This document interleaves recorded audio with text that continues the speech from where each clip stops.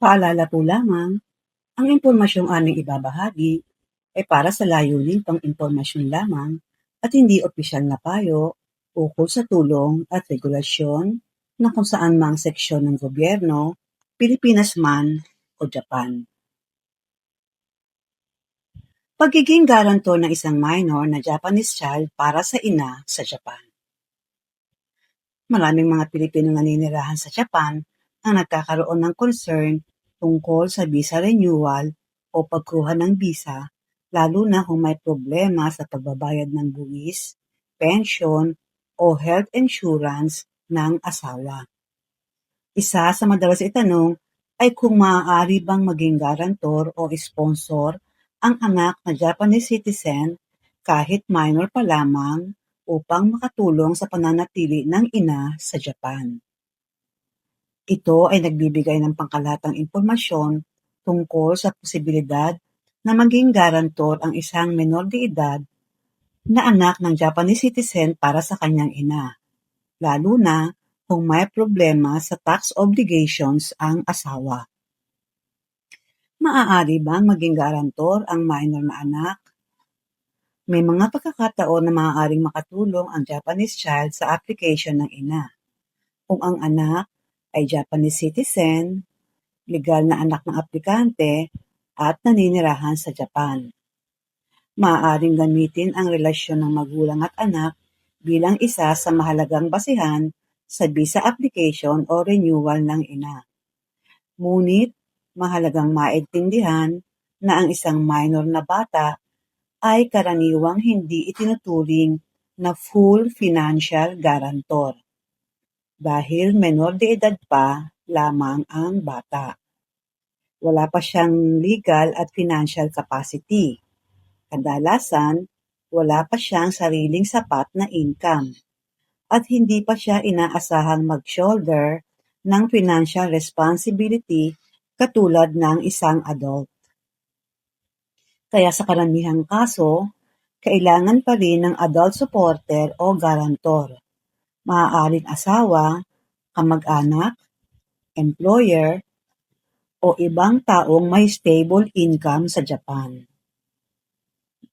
Epekto ng hindi pagbabayad ng tax ng asawa.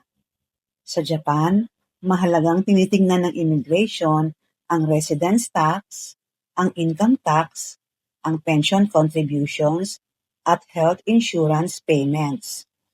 Kapag may unpaid taxes, matagal na utang, o hindi paghuhulog, maaari itong makaapekto sa visa renewal, sa permanent residency, at ibang immigration applications. Ngunit, hindi naman ibig sabihin na automatic reject agad ang application. Kung nagbabayad naman ng paunti-unti, kung ang asawa ay may installment payment, nakikipag-coordinate sa City Hall, at may patunay ng pagbabayad. Mas maganda pa rin sa tingin ng immigration kaysa totally walang bayad o tinatakasan ang obligasyon. Makakatulong ang resibo ng installment payments, tax payment agreement, proof of current employment, at explanation letter. Importansya ng Japanese child sa application. Malaking factor sa Japan immigration ang kapakanan ng batang Japanese citizen, family unity, at presence ng magulang sa pagpapalaki ng bata. Kung mapapatunayan na kailangan ng bata ang kanyang ina, nakatira silang magkasama, at aktibong nag-aalaga ang ina, maaari itong makatulong sa consideration ng visa application. Lalo na kung bata pa ang anak, nag-aaral sa Japan, o may emotional at parental dependence sa ina. Mga maaaring ihanda na dokumento. Narito ang mga dokumentong maaaring makatulong. Birth certificate ng bata, Japanese passport ng anak, residence card, tax payment receipts, installment agreement sa City Hall, employment certificate, salary slips, explanation letter tungkol sa unpaid taxes, at family photos o proof of cohabitation.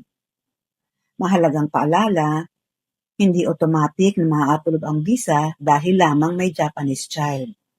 Tinitingnan pa rin ng immigration ang financial stability, ang tax compliance, at overall family situation. Mas mabuti kung inaayos at binabayaran paunti-unti ang mga utang sa tax.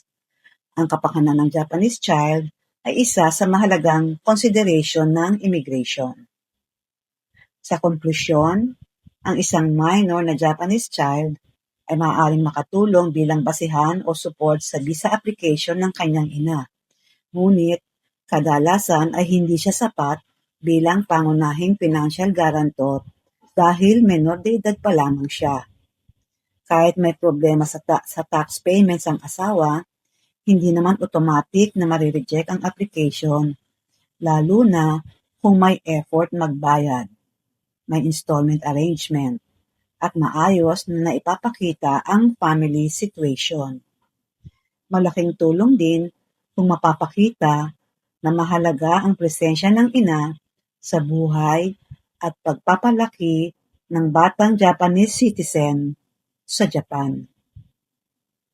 Disclaimer lamang po, ang lahat ng impormasyong ibinahagi ay para sa layuning pang-impormasyon lamang at hindi garantisadong kumpleto o laging updated.